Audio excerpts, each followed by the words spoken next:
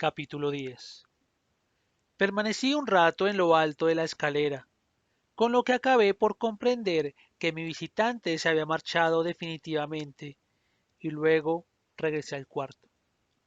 Lo primero que vieron mis ojos a la luz de la vela que había dejado encendida fue que la cama de Flora estaba vacía, y me quedé sin respiración, presa del terror que 5 minutos antes había sido capaz de resistir. Me precipité al lugar donde la había dejado acostada, sobre el cual, para disimular que la colchita de seda y las sábanas estaban desarregladas, habían corrido las cortinas. En el acto mis pasos produjeron, para mi inefable alivio, un sonido de respuesta. Percibí un movimiento de la persiana y la niña, agachándose, salió muy alegre del otro lado. Ahí estaba, con su mucho candor y su poca ropa, con sus rosados pies descalzos y el resplandor dorado de sus rizos. Se veía muy seria, y jamás me había embargado tanto la sensación de perder terreno ganado, conquista que acababa de producir una emoción tan prodigiosa como cuando noté que me hablaba en tono de reproche. ¿Cómo eres traviesa? ¿Dónde estabas? En lugar de echarle en cara su propia falta, resulté reprendida y dando explicaciones. Por su parte, ella también dio explicaciones con una afanosa y muy encantadora sencillez. Había reparado de pronto, estando allá acostada, en que yo había salido del cuarto, así que había saltado a averiguar qué había sido de mí. Yo me había dejado caer en la silla, feliz por su reaparición y sintiéndome de momento un poco débil, y ella se me había aproximado con sus pasitos menudos y se había echado en mi regazo para que la abrazara mientras la luz de la vela pegaba de lleno en su preciosa carita, todavía colorada por el sueño. Recuerdo haber cerrado los ojos por un instante, riéndome, a sabiendas, a algo así como una profusión de algo hermoso que sin más ni más se enamoraba de ella. ¿Te asomabas a la ventana para buscarme? Le pregunté. ¿Creíste que yo estaba caminando por ahí? Bueno, se me hizo que había alguien afuera, dijo sin inmutarse, recalcándolo con una sonrisa. Ah, entonces sí que clavé la vista en ella. ¿Y viste a alguien? Oh, no, replicó, casi que resentida, pero con todo el privilegio de la volubilidad infantil, aunque con morosa dulzura en su modo de arrastrar la negativa.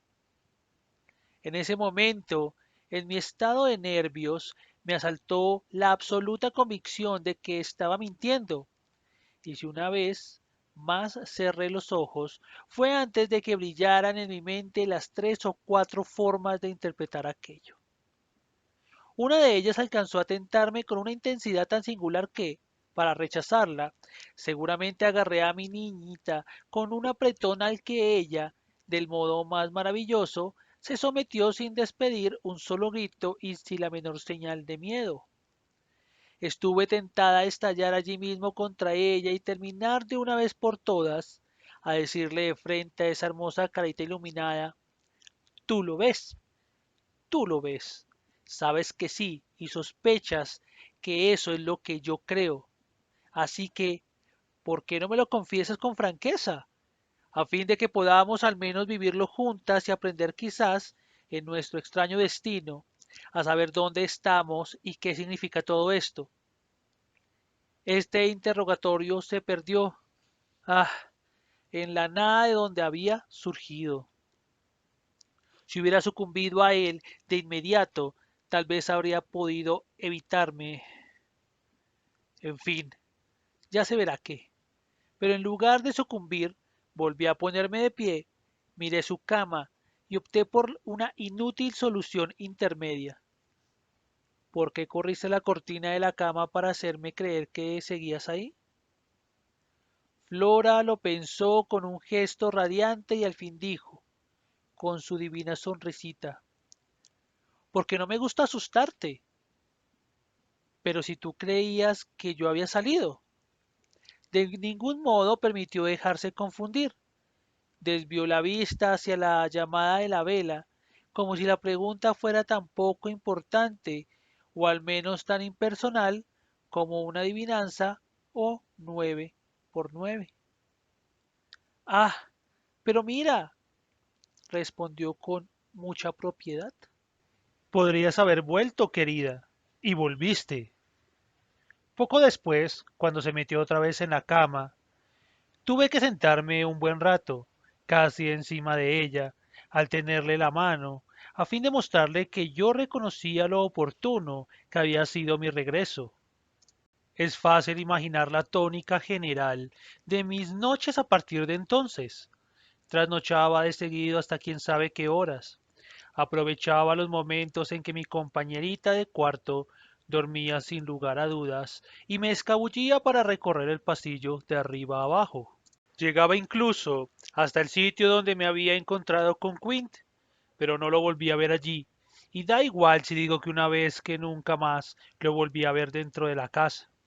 En cambio, estuve a punto de vivir un lance diferente en la escalera.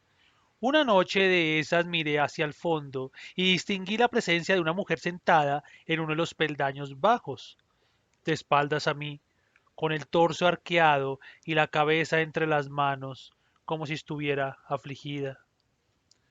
No llevaba yo allí más de un instante, empero, cuando ella desapareció sin volverse a mirarme.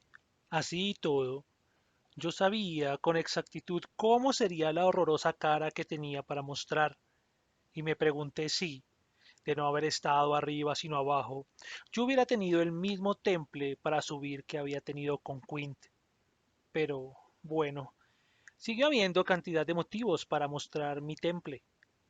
En la 11ª noche después de mi último encuentro con aquel hombre, las había numerado ya, me llevé un susto que por poco volvió a ponernos en contacto y que en realidad, por lo inesperado, resultó ser mi impresión más fuerte hasta la fecha.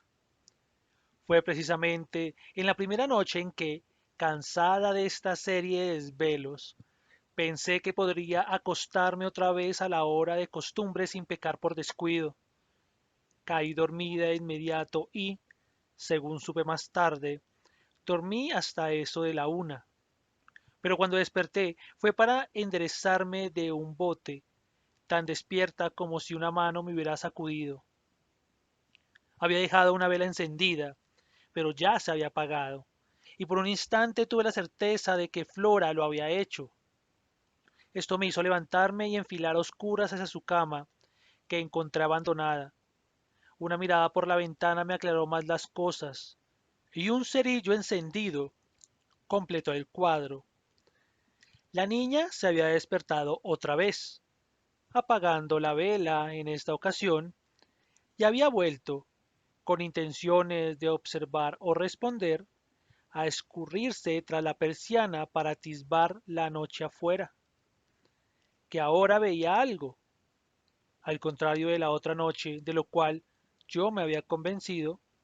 Me lo probó el hecho de que no la perturbara el que yo viera encender la vela ni la prisa con que me puse las pantuflas y un chal.